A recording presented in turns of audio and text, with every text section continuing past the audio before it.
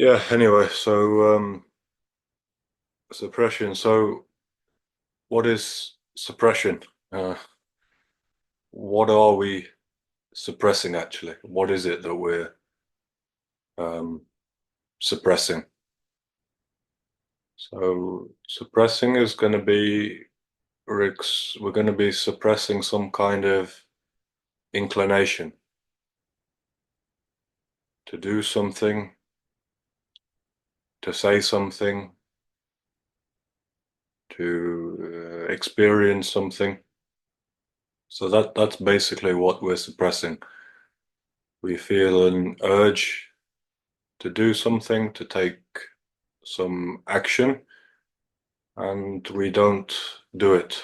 We kind of um, shut it off. So, where do all of these things come from, right?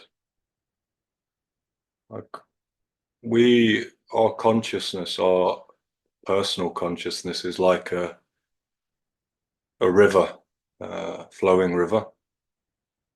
Well, to be more precise, it's not actually like that. It's kind of like pure consciousness is like a river or a pure space of awareness. And in our lives, it's moving through kind of different filters. So imagine you're taking light, you're taking pure light and you're projecting it through, say, different filters, different shades. Like if you project light through a red shade, then red light is coming out the other side. So our lives are like this. We are, in our essence, pure light, but we experience ourselves through um, different patterns, different filters. So the light, it empowers all of these filters, it empowers all of these experiences. The light doesn't have a problem with anything. It empowers this experience, it empowers apparently pleasant experiences as well as unpleasant experiences. It doesn't mind. But somehow what we call our individuality, like it or not, is all of these different filters, all of these different areas that awareness, consciousness wants to push itself through, experience. It wants to enliven all of these different kinds of experiences. And these things are not random, right? We've come here to experience these things. We haven't come here, most of us haven't come here to just, okay, wake up and exist as liberated beings. Um, Even some beings that are kind of avataric in their nature, high dimensional beings, even such beings come and live like a normal person for a certain period of years, and eventually they get back to their natural state and they live the duration of their life still in that mode. But even with such beings, there's still a price to pay. For having a body, there's still a price to pay. You're connecting to a lineage, a mother's lineage, father's lineage. But the point here is that we've come here to have experiences. I was thinking about this the other day. Um, we're all here with some kind of. We're all here temporarily on this earth. I mean, if we want to take multiple births, then we can take multiple temporary visits in different bodies with different personalities and stuff like this. So essentially, we're here on a tourist visa, right?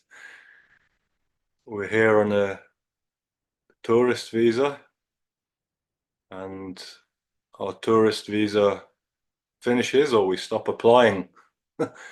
We stop applying for more tourist visas when we've had all the experiences we want to have.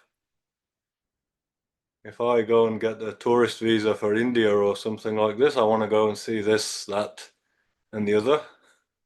I want to see this, that, I want to do this, I want to go for some yoga training. I want to become a master. I want to go to the Himalayas. I want to see some sites. When I've finished all of these experiences, I'm not going to apply for another tourist visa, right? Then I'm just going to stay at home. The situation, maybe I get a work visa. What's a work visa? This is what this is what masters have. This is what avatars have. They're not much interested about going somewhere for experiences, but they've got a job to do. So okay, the company has to arrange work visa. So they get into the country, i.e., they get a body for the sake of doing this work task. When task is finished, they go home, right? So home in this case for us, whether we've got a tourist visa or whether we've got a work visa, is the natural state consciousness. Some so some people they live in such a way. It's like they have a tourist visa and then they change it for a work visa. Some masters live like this. They have some pending karmic experiences. They exhaust them all, and then for the remainder of their life, they're only on dharmic duty. And as soon as that duty finishes, no matter what age they are, whether they're young, old, or in between, they go, they leave, they finish. Adi Shankara left extremely early.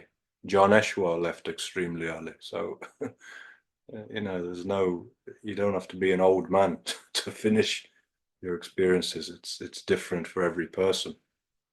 So, when we talk about suppression and this kind of stuff, we have to see that we have come here to have experiences. So why suppress? Why suppress? Because we get another idea. Okay, this experience, this expression, this action is not good, is not ideal, right? But this condition that I call conflict is the thing that prevents us most from being in the natural state, which means conflict means one part of me wants to do this and the other part wants to do wants to do this, and the two directions are not mutually complementary. So then we're split in two. And this feeling of having these two things, like I want to do this but I've got doubt about it, or I feel like suppressing it, this causes pain. Okay, instantly. This feeling of conflict causes tightness, it causes contraction um, within the mind. And most people are full of these conflicts. So as long as we're conflicted, we can't become a unit. Now, this path, also as Mohanji says, is unit to universe. But you start off as a scattered, we start off as a scattered, conflicted being. And from that scattered, conflicted being, we're trying to bring ourselves into unithood. And unithood just means that there's no this kind of division with us whatsoever. We see clearly, this is what I want to do, I do it. And eventually it becomes like this. it, and it doesn't mean that by the time you get into that state that every one of your action is some kind of divine miracle or you're healing somebody. This can just be still very ordinary things, but yet you still have clarity of that this thing is what I feel like doing. I feel a tremendous pull to do this thing, to have this experience. And then you do it. You let go and you do that thing. So this is the thing with this experiences and suppression and stuff. These experiences that we need to have, they're coming. They're coming. Time is bringing them to us. Our mind is bringing them to us as ideas. And then we're drawing this, we're sketching all of this upon time. So what's there to do about it? So here in this quote, Mohanji says suppression equals postponement. So that basically means, yes, something is coming. You're blocking it now, but later it's going to come, or it's going to come again in a different form, right? For instance, if you want to block, if you've got a river that's flowing fast, how are you going to stop that river? You have to build a dam, right? To build a dam means you have to build something strong enough that it can apply an equal amount of pressure, right? Unfortunately, in human life, there's no such thing as building a dam, right? There's no such thing as building a dam. Whatever kind of barriers we try to put in place to stop things coming through, to stop desires coming through, to stop experiences coming through that are just waiting for us, the destiny that's just pulling us. Eventually it'll break through. Right. And it's a lot more of an ugly scene, isn't it? I.e., okay, one is a nice flowing river, and the other one is you've tried to build a dam, whether out of wood or concrete, and eventually it can't withstand this pressure and it just gets smashed to pieces. And now you've got a river and it's all flowing with bits of broken wood in it, bits of concrete whatsoever. And these are all our defenses, our suppressive techniques that we've used to smash to pieces. So, what to do? These things are coming. Desires are coming to us.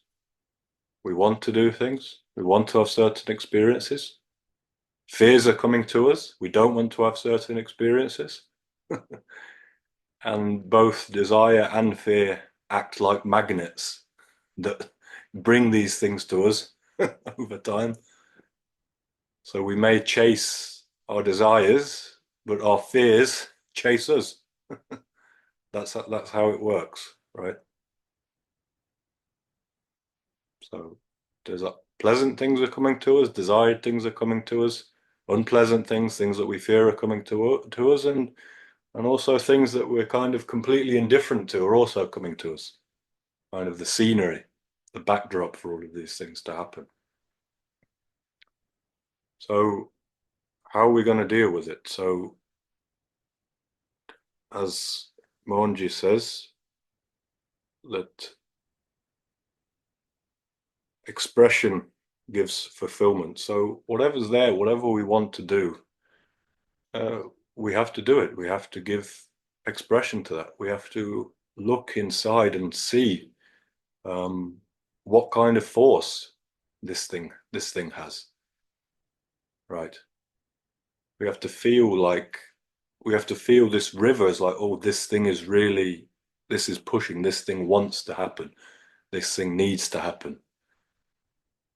And again, like one part of us will just feel instinctively, I really want to do this thing. I really want to have this experience.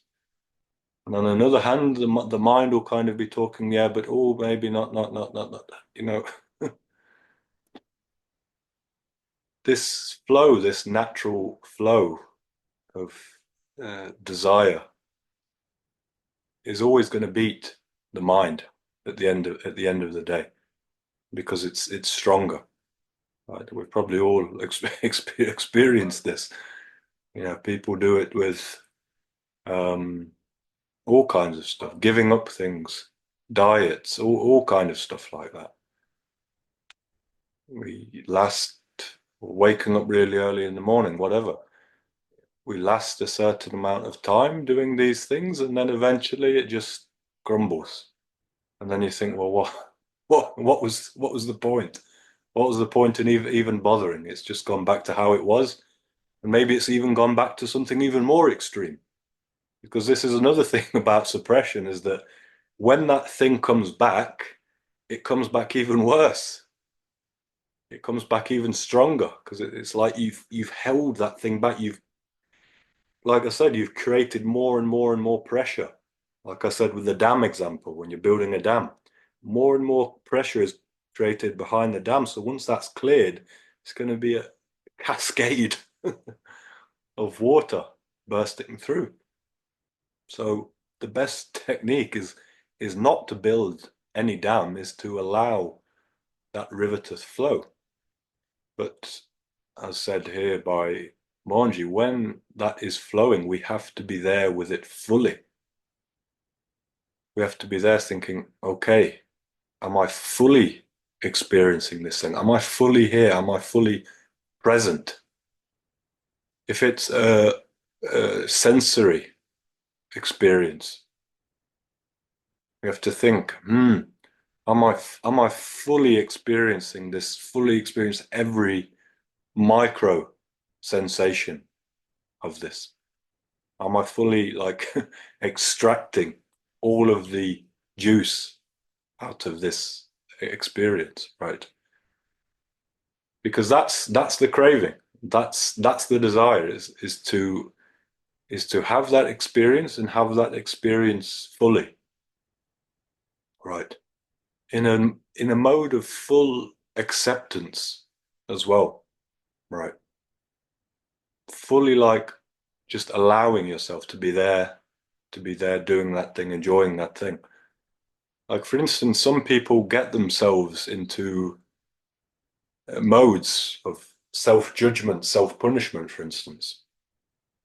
Say, for instance, with something like smoking. And they're so caught up in their self-judgment and say they're thinking, oh, I want to quit and stuff like that, that they no longer even enjoy that thing anymore. So they go to smoke or whatever, but they're divided in that moment.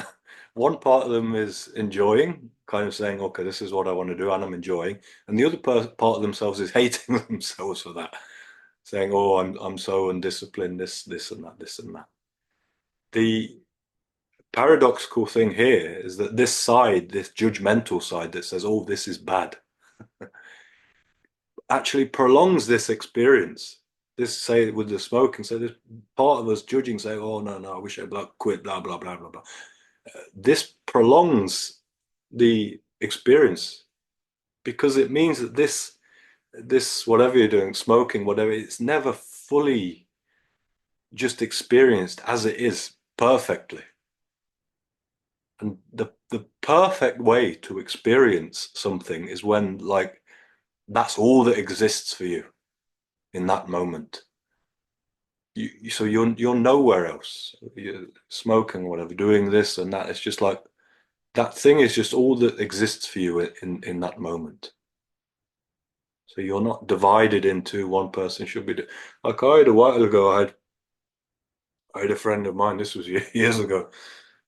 Still good friend of mine, and he was saying, "Oh yeah, I'm gonna quit. I'm gonna quit smoking in a couple of months." And I said to him, I said, "Look, I think we were sitting outside at this time or something, and he was having a vape or something like this." And I said to him, "Look, unless you quit now on the spot, you just throw it away and you say, okay, I'm done, then all that what you're saying is just a load of bullshit, basically, that has no meaning whatsoever. You're just fooling yourself. You're just fooling yourself that one day you're going to quit, but that day is never going to come. The idea, right? Having this idea that one day I'm going to quit, that actually keeps you doing it forever because it keeps it as a complex situation which can never be completely fulfilled, right? So I said to him, better forget about quitting, be there, enjoy it, right? Because there is, when we take this approach, when we're fully there with things, when we've got some avenue of experience that we're pursuing, when we get into the habit of fully being there, fully experiencing that thing without doubt, without conflict, without division, the day will come where it's just like, okay, it's done, right? And some things, get this, some things might not even have to be done, right? Look at Nisargadatta Maharaj. He was a chain smoker until he died, and he was a fully realized master, right? What did he say when people asked him about this smoking, this chain smoking, and the contradiction of this smoking? He said, "Yeah, this is part of the karma of this body. It's got nothing to do with me. I'm the energy that's enlivening this body. I'm the consciousness that's enlivening this body. What's it got to do with me?" Right? So let's take something like this, something that especially so-called spiritual people might look down upon and say, "Oh, smoking, like this and that, not spiritual, bad energetically," and it is on a certain degree. It doesn't help. But you can take someone on the one hand who is killing themselves smoking, not physically, even maybe physically as well, but beating themselves up smoking, tying themselves in knots about it. Maybe they're smoking, but they're also a so-called spiritual seeker, and they're saying, "Oh, I want to be properly spiritual, but I'm also enjoying this smoking." And then you've got someone on the other hand, you've got Nisargadatta Maharaj, he's a fully realized master. And you watch videos of him there on YouTube. He's there doing satsang, and he's puffing away like this while he's talking about the supreme reality, and swearing as well in Marathi and all of this. So so actually, it's not the things that we are doing. Um, it's not this activity. It's not that activity. Um, it's the counterpart of these activities, this conflict surrounding these activities that we have in our minds. Because if you get to the point where you lose your bodily identification and you're just established in consciousness, then you've got no interest anymore in what your body is doing or not doing. Whether it's living a healthy lifestyle, whether it's living a non-healthy lifestyle, whether it's living a celibate lifestyle, whether it's living non-celibate, it's got nothing to do with you. And what I'm trying to say is you don't reach that state through trying to control yourself and trying to make every single little action what you think it has to be a imaginary perfect spiritual person. There's no such thing as this imagined so-called perfect spiritual person. It's an illusion. This idea that we have of this perfect being, that this idea is what stops, what prevents more such beings from coming, because people don't allow themselves to be original anymore, right? Like, for instance, when I properly woke up to the self, when I really realized that, look, I'll answer this. When I really realized that, look, I am this essence of existence. I am not this body and this and that. I felt a great decontraction. It wasn't just like an abstract experience. It was kind of a loosening up of the entire expression. It allowed everything to become loose, and then suddenly it's like the experience just became this river. There was no, I lost this power to to control whatsoever the expression. So this is how it should be. We should have experiences, but we should be with them in full awareness, because they're coming. You can't get rid of these things, right? some people can impose certain disciplines on themselves and live in order to kind of put themselves in a cage, put themselves on a leash so that they don't get themselves in big trouble, right? There are people like this. Maybe while doing that, they can build some merit, some punya, and in the next life, they can come back and do something different. But on our path, we're talking about datta path of dissolution, where we're talking about people saying, oh, I don't want to come back, or I want this to be my final life, then everything has to be finished. Everything has to be finished, right? Good, bad, ugly, everything has to come. So that that's simply the way it has to be. So when we get into that pattern, that mode of experiencing things fully, totally, then we're just there. We're just fully present. Then we're in that moment. It's not like having to think, "Oh, I'm doing this as a practice," because in that moment, you're just okay. This is it. This is what's happening. Go to the next moment. You're doing something else. Now this is happening. And when you're just only there with what you're doing, there's nothing to think about. If somebody is only doing that, then they're already enlightened, right? And then you get into that mode, some habits might drop off. Some habits might stay. Some might be there until the end of the life. But then it doesn't really matter to you then, right? Um, so yeah.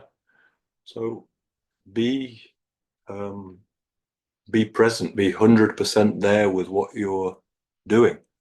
I even used to have this one, like I used to doing some minor chores like cooking or cleaning or driving and stuff like this. At some point, I used to say, okay, let me treat this as a practice and I'll just do it totally silently and this and that. But sometimes I like to listen to music when I was doing these things.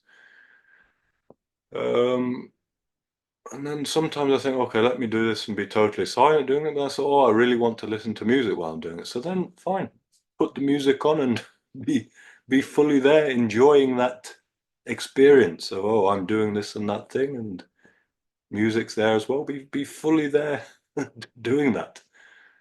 Because if you're not doing that, then that's going to be waiting there for you after 100 days doing it silently. Then you're going to go back to that one.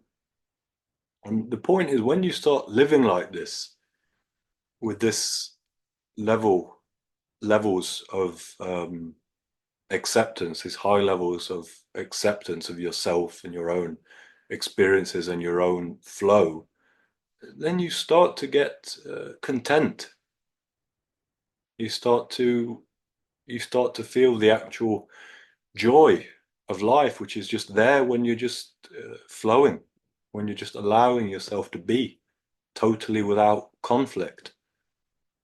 And then you realize, oh, it's not, I wasn't miserable because I was doing this habit or that habit. I was miserable because of all this excess thinking I was doing, this excess conflicting thinking that I had. Right. So um, that's what I'd say about this. I mean, what's this question? So what's with the yama and niyama of um, Patanjali? Yeah, I mean, this yama and niyama, so kind of um, things to do and things to avoid, and this kind of stuff.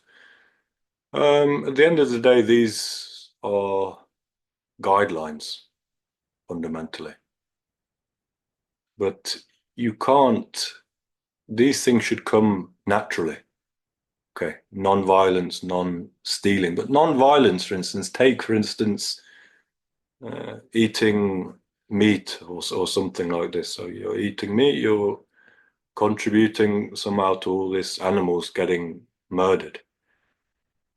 Even people that are very extremely intelligent and otherwise kind of very trustworthy and apparently moral and stuff in day-to-day life, you could talk to them as much as they want about all this vegetarianism, veganism, and stuff like that, and they're not going to stop. They're not going to stop, right? So when it comes to yamas and niyamas and all different kinds of saintly conducts and stuff like this, you can sit down and you can work out the perfect way for a person to behave. And you can sit down and you can say, okay, now today I'm going to do this. You'll just drive yourself mad. I don't see how anyone can do this, because we are a certain way. We have imperfections. And a lot of these things,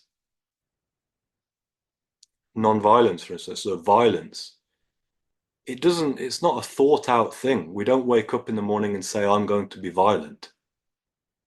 And by violence here, I don't mean physical violence. I mean like violence of speech, violence of way we communicate with people, violence of trying to impose ourselves on other people. Nobody wakes up in the morning and says, I'm going to be like this. They be like this because they're a slave of their patterns. They're a slave of their defense mechanism. They're a slave of all this. They can't. They can't do anything about it. Right? So the first step is not to say, let me do this behavior. First step, be fully aware of what you're doing presently. Be fully aware of what you're saying, what you're doing in social situations. Be aware of every single current flowing through you: insecurity, jealousy, fear of conflict. See what's there first. On on this path that I followed, there's nothing added intellectually from the outside. Even after this talk, just forget everything I've said, right? Be with your own experience. But like on this path that I'm follow, it's being with what's already there, right? It's learning about ourselves as we already are, being aware of ourselves as we already are. Because, like I said, many of the ways that we're acting, doing things, saying things, there are subtle causes for these things based on patterns, distortions, again, insecurities, all of these things. And we're not seeing them. We just think, oh, this is the situation. This is how I am. This is how I've always been. And then we suffer. So first step here for me is to be aware. Fine, you can take all these yamas and niyamas, take them, write them all down and say, how do these play out in my life right now? Okay. Non-violence, ahimsa. How am I violent? How is violence operating in my life right now? How am I being violent in subtle ways? How am I allowing other people to be violent to me and I'm not doing anything about it? Which is also a form of violence. It's a violence against yourself, right? Right? There's a natural way of communicating in life. It's like if you look at animals, if you're being aggressive with an animal, like a healthy animal, like a wolf or something like this, and you're crossing its boundaries, it'll bark at you. It'll say, okay, back off. After that, it'll give you a bite. It'll say, no, no, really now you're crossing the line. This is not violence. This is not violence against that other one. This is self-protection. This is self-respect for that being. Then the other one understands, okay, I was crossing a line. So if we want to talk about yamas and niyamas on the path that I'm speaking about, I mean, anyone's free to follow whatever path they want. People can go and sit and they can try and sculpt themselves into this apparent saintly being. Be my guest. But I'd approach this yamas and niyamas, sit down, see how all of these things already operate in our lives, become aware of us, aware of all of these things. We have to become a complete expert in ourselves. Many, many, many, many parts of ourselves, parts of our minds, parts of our subconscious are in darkness, in shadows, not fully brought to the light. And that's what gives people tremendous sense of weight, heaviness, density, sluggishness. What do people look like when you see people walking around the street? Do people look happy? Do people look light? Do people look weightless? No. Most of the people that you see, most of the people that you talk to, carrying a tremendous weight on them, burden. And this burden, this weight that people carry is their unexcavated, unexamined tendencies. Awareness means you stop breathing air into all of these things. You start airing all of that stuff out. Right. So that's how I'd talk about this kind of stuff. So another question, shouldn't we try to suppress tamas, discipline, consistency? Yeah, again, but this is okay. Discipline, for instance, this is another desire. So okay, discipline. We say, okay, I've got a discipline. I want to wake up at 5 a.m. every morning. Okay, that's another desire. So we can have two desires. One part of me likes to lie in bed until 11 p.m. and 11 a.m. Sorry, not p.m. And another part wants to wake up at 4 a.m., 5 a.m. because it feels so good. Fine, let it let it happen. One of after a few weeks, one of these things is going to win, right? Whichever of these desires is the most powerful, one of them is going to win. So try it and see which one wins, basically. But the point is that we shouldn't. When suppression is active, is when we push something down and we feel that that's a contraction, right? So let's say we wake up every morning at 5 a.m., but we feel miserable doing it. We feel unnatural doing it. Okay, then see whether it happens, whether it doesn't happen, right? But see, whatever that thing that you're looking for at 5 a.m., it can also be felt at 9 a.m. as well. It's just contentment, basically. So either do it or don't do it. Consistency also, it's either there or it's not there. What you want to do is what you want to do, right?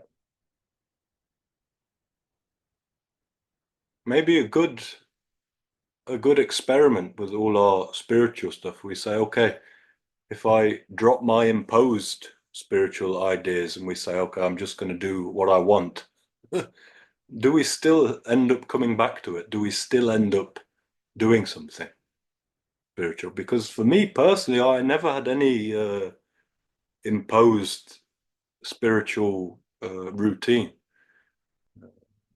I used to genuinely like reading books, reading about saints, reading about masters. I used to genuinely like sitting in silence and being.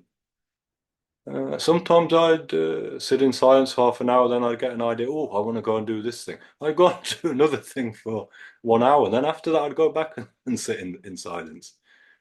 Um, when I was in India first time I was doing this, I was sitting tremendous amount of hours in silence, but then I had the whole day with nothing to do, no work to do. So I was also sometimes doing this and that, cooking, watching videos, doing whatever, talking.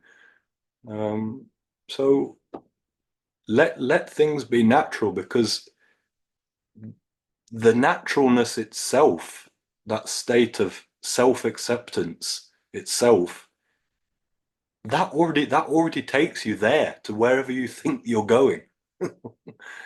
Like this path has to operate right now. Otherwise, you're not going to get there. If you think the path it's going to come in the future, it's not going to come. It has to come right now. You have to find a way to make this path work right now, or else it's not going to come. Right in the moment when the mind is going crazy, when the self-judgment is going crazy, when the doubt is going crazy, you have to find a way to stabilize yourself in these moments that can come anytime through awareness and through acceptance. Otherwise, where are these things gonna come from, right? This is the real serious path, right? You can get, look, gurus and this and that, they're not sitting down with everybody that follows them and giving them detailed advice. They make things that people can say, oh, I'll do that, I'll follow that, to bring some kind of alignment. But all of these things, this general things, anything we take, oh, Guru's given this for everybody to follow, this like this. These things are only initial things. Like we have to make our own path, right? And our path is simply going to be how we bring ourselves back to our own awareness, to an accepting state amidst the turmoil of our patterns, amidst our experiences, amidst the things that are coming to us, amidst our memories. Like this path is totally, completely unique. There's no such thing as this path that, oh, we're both on the same path. No, each path is completely different. So that's when I talk about these things, which is awareness and acceptance, mainly. These things are kind of formless, right? Awareness, you can't even point at awareness. Acceptance, you can't point at any acceptance. This is something that you have to find in yourself to meet your own life, and then you'll find a way. You'll find a way to make that work, right? You know, people who have walked this path can only give hints. They can only say what's worked for them. But the people that really, really want to go forward on this path, they'll find a way to make it work, right? You know, it's like, you know, there's that example about all this things like you've got to want it so much that it's like someone's holding your head underwater and you're gasping for breath. You have to want it that much, and when you've got that kind of desire to break through, then you're going to find a way. Doesn't matter whether it's through apparent discipline, apparent no discipline. Like you're gonna find a way to do it. So yeah, we can do what we want if we want to say, okay, let me be disciplined and this and that. We can do it. I want to do. I've set myself this goal to do these practices at this time. Fine, we can do it. But the real practice is not this thing. Is not this. Oh, 40 days I'm going to wake up at this time. 40 days I'm going to do this. That's not the practice. The practice is your awareness in every moment, your acceptance in every moment. That's the practice. It's very nice imagining that, oh, the practice is when I sit down in the morning for an hour and do this. Very nice to imagine, because the rest of the day we can enjoy all our ordinary bullshit. Very nice. And then we can pretend to be spiritual because we're doing our little practice in the morning. This is fine, but forget the world of yogis and siddhas and avatutas, because this is not how they operate.